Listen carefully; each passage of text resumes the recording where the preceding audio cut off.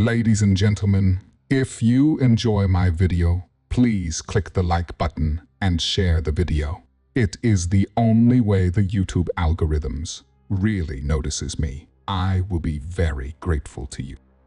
The clock strikes midnight, and they return. Scary story published by Scare Fiction. Read for you by Scare Fiction. Chapter 1, Midnight Echoes. I hadn't realized how silent a place could be until I moved to this small town. The house, an aging relic nestled on the outskirts of town, was supposed to be my sanctuary, a respite from the noise of city life. Instead, it greeted me with an unsettling stillness that seemed to pulse with its own rhythm. The first night was the worst. I lay in bed, my eyes wide open, listening to the house creak and groan as though it were alive. The floorboards beneath me seemed to shift with every sigh of the wind. Dusty beams stretched across the ceiling, and the air was thick with the musty smell of forgotten memories. My old grandfather clock, a family heirloom that had stopped ticking years ago, stood in the corner like a solemn sentinel. At precisely midnight, the silence was shattered by the unmistakable chime of the clock. I sat bolt upright, my heart hammering against my ribs. The clock's hands remained frozen, and yet the sound of the bell resonated through the room, vibrating with an eerie clarity. I glanced at the clock, its face cracked and yellowed, and felt a chill run down my spine. Sleep eluded me that night. Shadows danced along the walls, twisting and stretching, as if reaching out from the depths of my nightmares. I dreamed of dark figures emerging from the corners of the room, their eyes glinting with malevolence. I woke up drenched in sweat, my breathing ragged and uneven. The darkness of the room seemed thicker, suffocating, as if it had taken on a life of its own. By morning, I tried to convince myself it was just the stress of the move playing tricks on my mind. I brushed off the whispering voices that seemed to follow me around the house, the flickering lights that blinked out in the middle of the night, and the cold drafts that slithered through the house, despite the windows being tightly shut. I told myself it was nothing more than the house settling, a quirk of its age. But as the days passed, the unsettling phenomena only grew more persistent. The whispers grew louder, and the shadows seemed to stretch longer, darker. My attempts to ignore them only deepened my unease, making me question if the silence of this place was hiding something far more sinister. Chapter 2. The Haunting Begins. As dawn broke, I tried to shake off the previous night's terror, but an uneasy tension clung to me like the dust on the old furniture. My goal for the day was simple: explore the town and meet some locals. I needed to get out of the house, if only to distract myself from the creeping paranoia. The town was small, a patchwork of quaint shops and vintage houses. I wandered through the narrow streets, greeted by nods and wary glances from the residents. Their conversations fell silent as I approached, replaced by murmurs and sideways looks. It wasn't long before I realized that my inquiries about the house were met with deliberate evasion. In the dusty confines of the local library, I struck up a conversation with Mrs. Thompson, the elderly librarian who seemed to know everyone's business. When I mentioned the house, her face grew ashen, and she quickly changed the subject. It became apparent that there was a lingering unease about the old place, a reluctance to discuss its past. Determined to find answers, I returned to the house that afternoon. As I ventured into the attic, the musty smell and dim light created an atmosphere thick with anticipation. Old trunks and dusty furniture lay hidden beneath layers of cloth. My fingers brushed over an old, leather-bound journal that lay half-buried in a corner. The journal was crumbling, its pages yellowed and fragile. As I turned the pages, the scrawled handwriting spoke of late-night encounters with ghostly figures. The entries detailed unsettling experiences, objects moving on their own, shadowy presences lurking in the corners, and a chilling sense of being watched. The author wrote feverishly about the clock striking midnight, marking the return of these apparitions. My initial curiosity quickly turned to dread as I read more. The drawings accompanying the text depicted ghastly figures emerging from the darkness, their eyes hollow and searching. Each entry was marked with the date and a sense of escalating fear. The writer's words captured a descent into paranoia, mirroring my own growing unease. That night, I hoped for rest but was met with renewed terror. Objects in the house began to move, books fell from shelves, doors creaked open on their own. The air grew colder, and the shadows seemed to whisper and shift with malevolent intent. Ghostly apparitions flickered in the corners of my vision, vanishing whenever I tried to confront them directly. The journal's account was no longer just a story. It felt like a premonition of my own experiences. As I lay in bed, the midnight hour approached with an oppressive silence, and the fear that had once been a vague worry now solidified into an undeniable terror. The house, it seemed, was alive with a darkness that refused to be ignored. Chapter 3. The Clock's Toll. The night air was thick with tension as I set up my cameras and recording devices around the house. I meticulously placed each one in the corners of rooms, hoping to capture anything that would explain the increasing disturbances. My movements felt deliberate, almost ritualistic, as if I were preparing for an inevitable confrontation with the unknown. The townspeople had become even more distant, their furtive glances and hushed conversations fueling my isolation. They avoided me as if I were a contagion, and their behavior only deepened the oppressive atmosphere of the house. It was as though they were in on a secret they were determined to keep from me. As midnight approached, I settled into a chair in the dimly lit living room, staring at the clock that had resumed its ominous ticking. The old clock, which had not worked in years, now seemed like a harbinger of dread. I tried to steady my nerves, focusing on the screens of the surveillance monitors. The house was silent, save for the rhythmic ticking and the occasional creak of the old structure settling.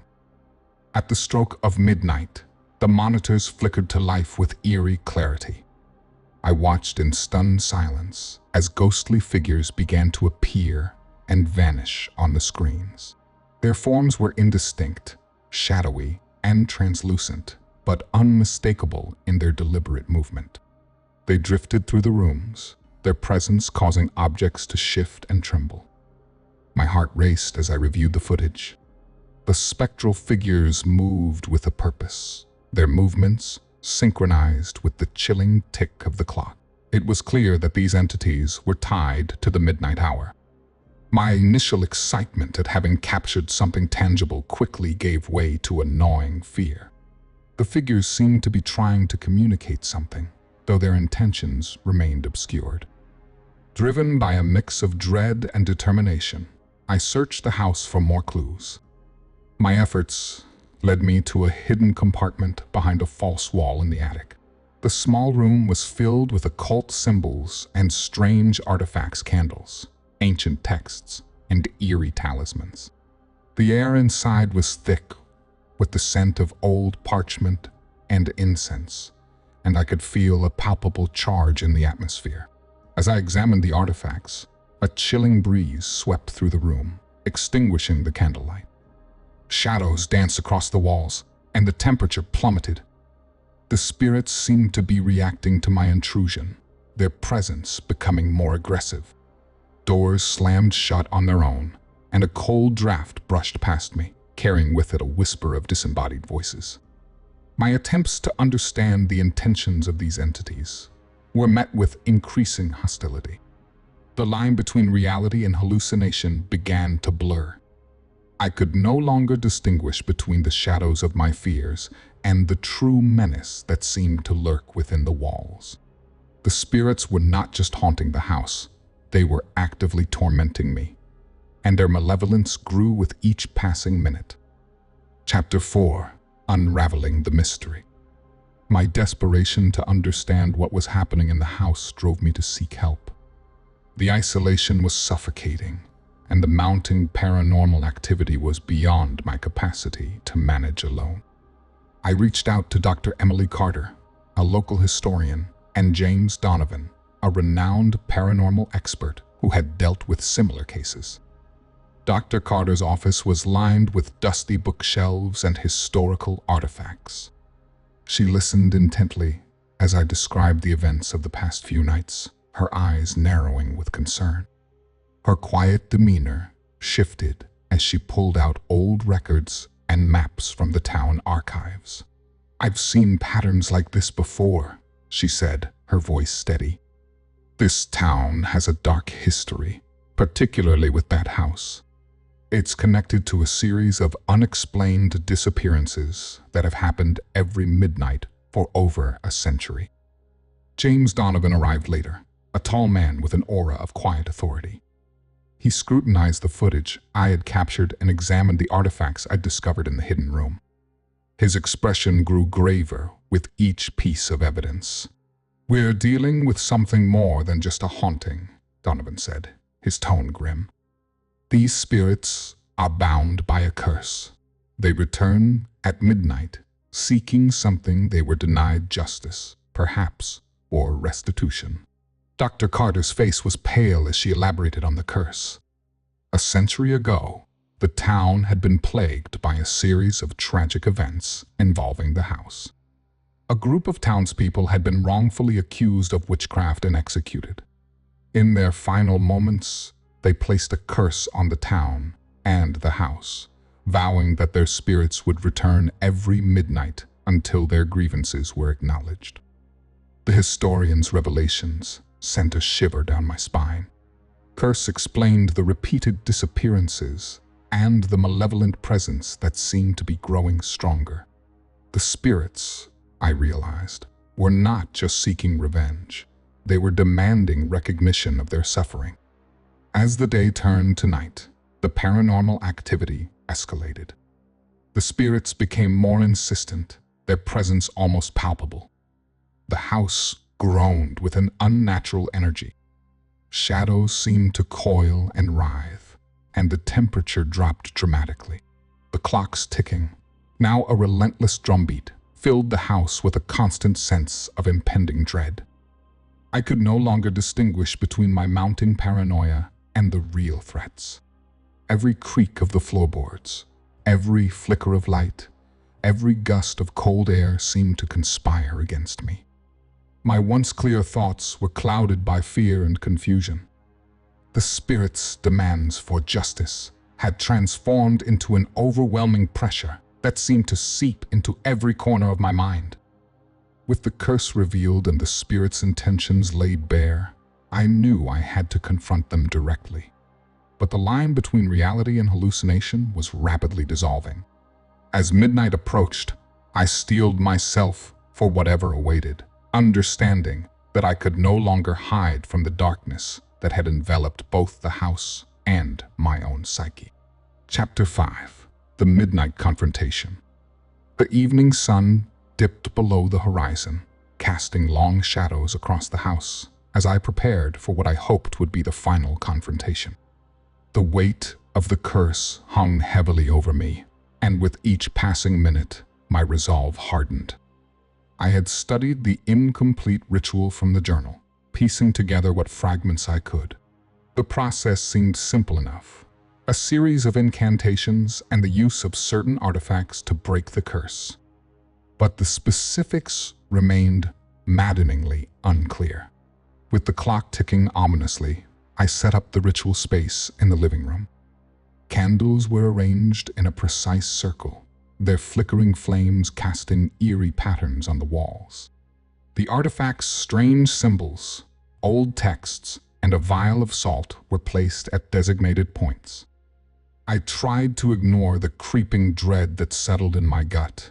The air in the house was thick with an oppressive cold, a stark contrast to the sweltering heat of the day. Midnight approached with relentless inevitability.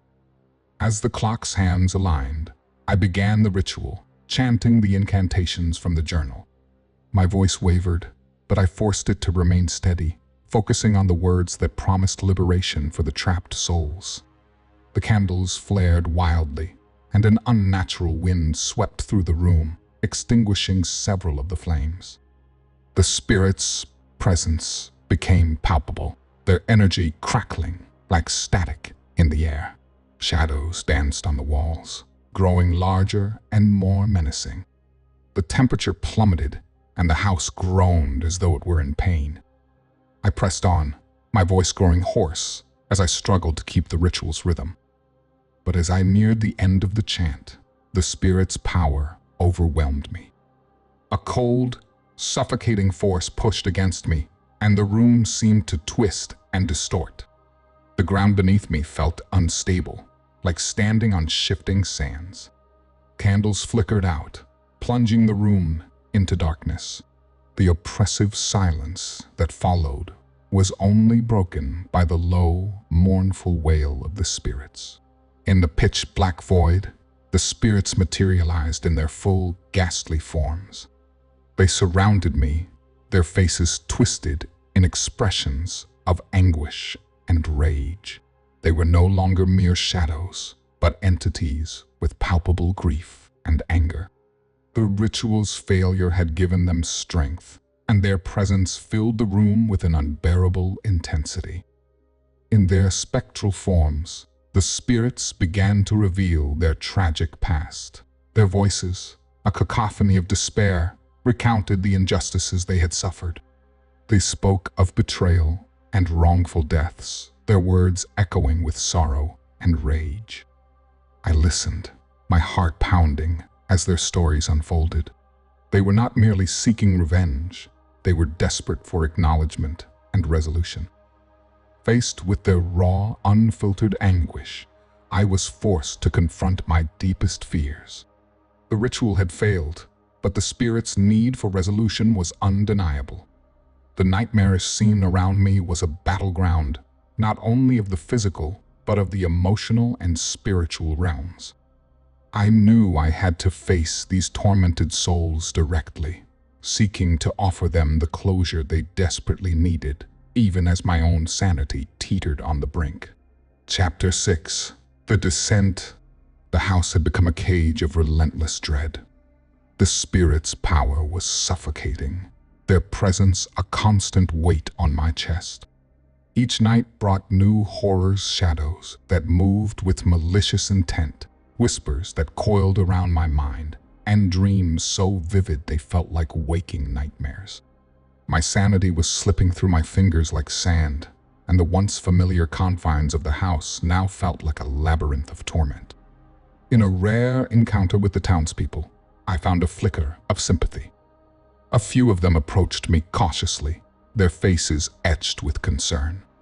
They spoke in hushed tones, revealing fragments of the curse's origin stories of betrayal, wrongful deaths, and an unfulfilled promise that bound the spirits to the house. Despite their fear, they offered me the glimmer of hope I needed. One elderly woman, her hands trembling as she spoke, mentioned a forgotten cemetery on the outskirts of town.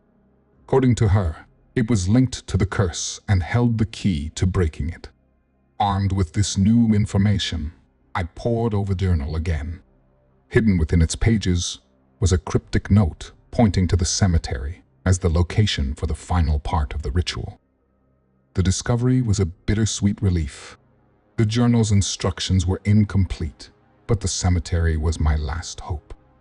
I prepared for the dangerous task ahead, gathering the remaining artifacts and tools needed for the ritual. The cemetery was miles away, and I had no idea what awaited me there. The air outside was stifling, and the oppressive atmosphere of the house seemed to follow me, as though the spirits were reluctant to let me go. The journey to the cemetery was fraught with peril. As I ventured into the dense woods surrounding the cemetery, the spirits grew more agitated.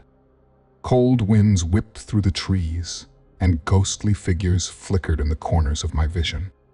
Each step felt like a battle against an unseen force, as if the very ground beneath me was trying to drag me down.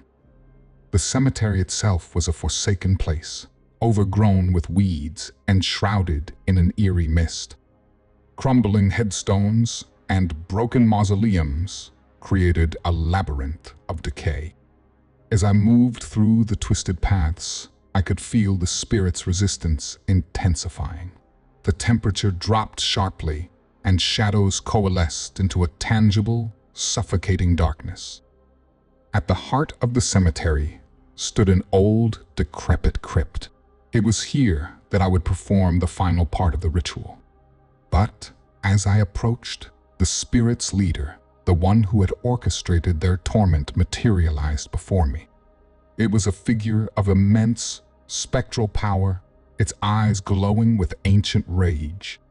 The air crackled with malevolent energy, and the crypt seemed to pulse with a dark, rhythmic heartbeat. My fear reached its peak as I confronted the leader.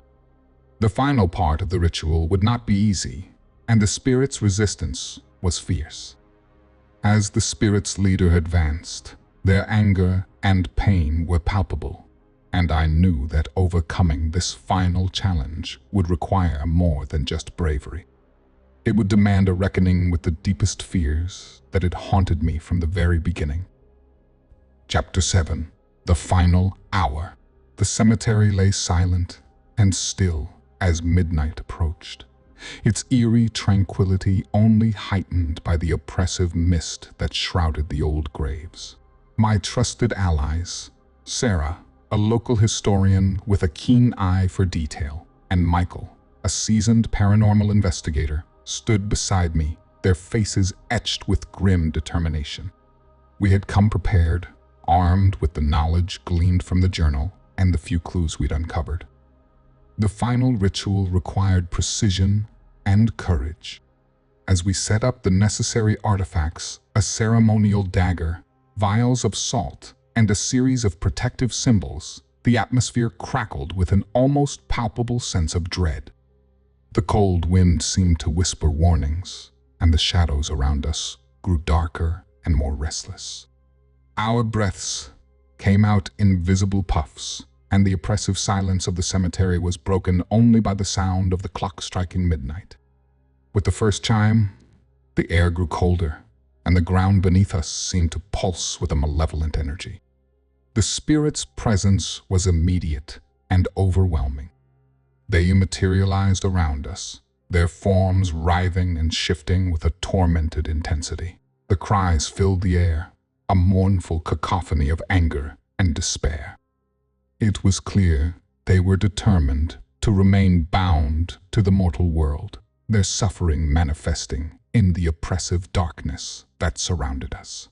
As I began the ritual, reciting the final incantations from the journal, the spirits fought back with a ferocity that was both terrifying and heartbreaking. The crypt's ancient stones trembled, and spectral figures lashed out with bursts of cold wind and disorienting flashes of light. The ground seemed to come alive, fighting to keep us from completing the ritual. Michael and Sarah worked to maintain the protective circle, their faces taut with concentration. The energy in the cemetery was electric, and the ritual's components began to react. The ceremonial dagger, placed at the center of the circle, began to glow with an eerie light. I could feel the ritual's power surging, battling against the spirit's resistance. In the midst of the chaos, I uncovered the truth behind the curse. The spirits were bound not just by anger or a desire for revenge, but by a deep, unresolved grief. They had been wronged by the very people they once trusted, betrayed in their final moments. Their curse was a plea for acknowledgement and justice. As the ritual reached its climax, I focused on resolving their tragic history. With each incantation, I spoke directly to the spirits, acknowledging their pain and offering a final, heartfelt apology. The crypt's walls trembled, and a blinding light erupted from the dagger, piercing through the spirits' forms. The spirits began to dissipate, their cries fading into a mournful silence. Their forms dissolved into the light, their anger and pain finally finding a semblance of peace. The oppressive atmosphere lifted, and the cemetery fell into a profound, serene silence. As the final echoes of the ritual faded, I collapsed to the ground, exhausted but relieved. The curse had been lifted, and the spirit's suffering had been acknowledged. The cemetery was no longer a place of terror, but a place where their tragic history had finally found resolution. Chapter 8. Midnight's End. The first light of dawn began to pierce through the mists of the cemetery as the final echoes of the ritual faded into the morning air. The oppressive atmosphere that had hung over the town for so long was lifting, replaced by a calm that felt both eerie and comforting. The spirits had finally found peace, their tormented cries now silenced. The curse that had gripped the house and the cemetery had been broken, leaving behind an unsettling tranquility. The town began to recover slowly, its residents emerging from the shadows of their fears. They offered cautious but sincere thanks, their faces etched with a mix of relief and gratitude. I could see the change in their eyes, a return to normalcy, a tentative embrace of the daylight that had been so long obscured by the curse. As I prepared to leave the town, packing my belongings with a heavy heart, the sense of closure was bittersweet. The ordeal had left an indelible mark on my life, and the impact of the events I'd witnessed weighed heavily on me. The house, now quiet and seemingly benign, stood as a haunting reminder of the darkness that had once thrived within its walls. Just as I was about to drive away, a sudden chill swept through the air, and I felt a familiar presence. Town's newfound peace was shattered by the emergence of one final, ghostly apparition. It appeared before me, a spectral figure of someone I hadn't seen before, its face obscured, but its eyes filled with an intense, searching sorrow. The figure was not one of the spirits I had encountered before, but its presence was unmistakably tied to the curse. It hovered just beyond the edge of the cemetery, its form wavering like a mirage. The cold wind carried a whisper, a mournful plea that seemed to reverberate through the very fabric of reality. I stood frozen, grappling with a sense of déjà vu and unease. The apparition seemed to be reaching out, its gaze imploring and intense. It wasn't threatening, but it carried an unspoken message that I couldn't fully decipher. The ghostly figure's presence challenged my sense of resolution, hinting that there might be more to the curse's impact than I had understood. With a shuddering breath, I tried to communicate, but the figure only lingered for a moment before dissolving into the air. Its departure left behind a lingering sense of mystery and unresolved tension. I couldn't shake the feeling that the town's history held deeper secrets, and that the curse's final remnants had not been entirely exorcised. As I drove away, the town grew smaller in my rearview mirror, its outline fading into the distance. The journey had been both a battle and a revelation, a confrontation with the darkest corners of human suffering and supernatural terror.